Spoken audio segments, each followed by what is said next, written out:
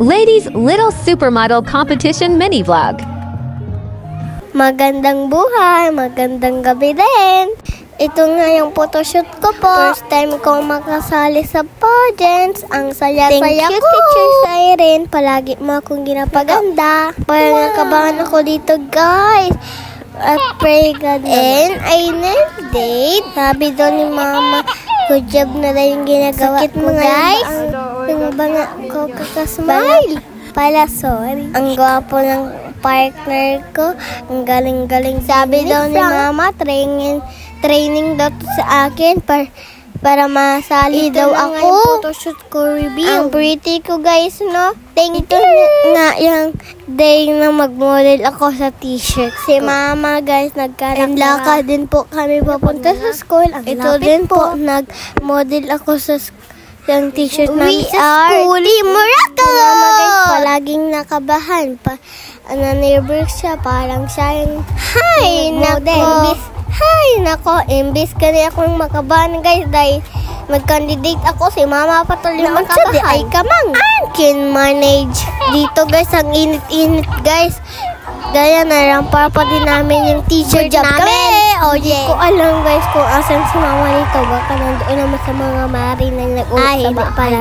Baka nagbili lang ng ice cream sa labas. Palagi po kaming ginag-practice ni Teacher Siren. Dapat competent ka sa sarili mo. O, diba? Tapon ang balakang. I really enjoy the journey or course. Okay po, burst over, take over. Mama, pasok! And mauna ni ang day sa ilahang supermodel ramp. Siyempre kay over kita nga stage mother, no? Kanabit ako dili ko makatuo ba nga siya, nani? Nga baby naman ginako ni sa una. Ay kauwi.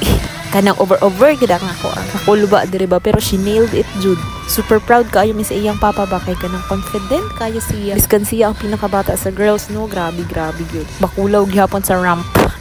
Labay gihapon siya balakang. Oy, ang akong gina-worry diri kay iba-ibang iyang kuan ba mood. And then salant po niya ko ang bata, no. So ginapamatyagan nako siya, dili nako siya gina-pressure kung gusto niya or dili. Pangutanan nako siya, naga-enjoy ka bi. Ingon man siya nga oo, mo fight daw siya. Tas wala gyud nagpalupig among lady. Grabe gyud. Uy, maka-proud jud. Ingon po ko siya papa nga okay man ingani karang ma-expose na siya ba sa ingani god. Para kahit papaano ma-build up na niya sa iyang sarili mismo kung unsa ang mga sistema ani mga rampa-rampa, no. Tapos ayun, unsa man ni successor na tika lady, char.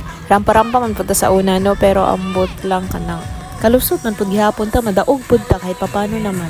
Biskan gidaog-daog, char. Actually, ang iyang mga gamit, no, kay pangbata lang man, nangita mi sa iyang papa a day before pageant pa. So nagraming mi sa iyang papa, ingon ko si ang teacher, ma, pwede namin hiramin si lady para po mapilian ang mga damit. Kay murag dili man mo gana kung brain cells ba, basta dugay-dugay pagod ang event.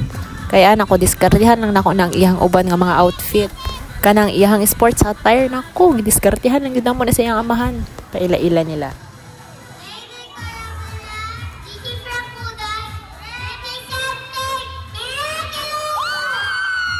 Grabe ang syagit sa stage, mama. Uy.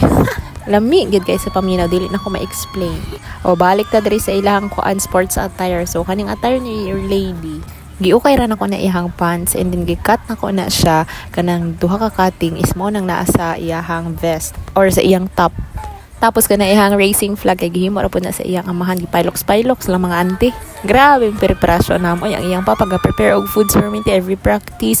Baon ni lady, milk, ana. So during sports na nagakulba na ko ba kay murag nagalain na iyang mood inya kaning mga bata ano yung aning age actually kay dali lang mawala ang ilahang attention. I don't know kung attention retention ba ng term ana, pero she managed gihapon. Kanang dili siya mo tanaw sa ako ba kay nagaano ko sa iya sa tubangan man kuno gusto nako tan-awon ko niya para nang mag-guide na ako siya sa iyang actions ba, pero di yun siya mutanaw sa ko.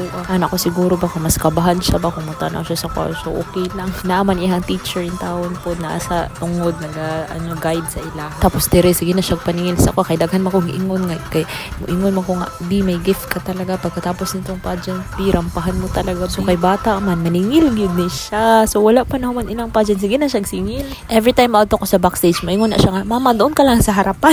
Untim pa, pati akong anak nasa muka na sa ako. May panimbataan ni kay kalmado lang yun ni siya no. Naliwat ni siya sa iyang amahan. Which is opposite na ko. So, opposite to attract ming duha. Kay dili man pwede na kalmado lang puntanan sa balay no. Dapat na ay tensyon. So, sa amo ang pamilya, ako yung tensyon. Ay, char. And anyways, naka third place ang amo ang Lady Kiara Villar with minor awards with supporting kuyas. Baby, no more nagyud. And nagpatimpla na dyan siya dede. Bye!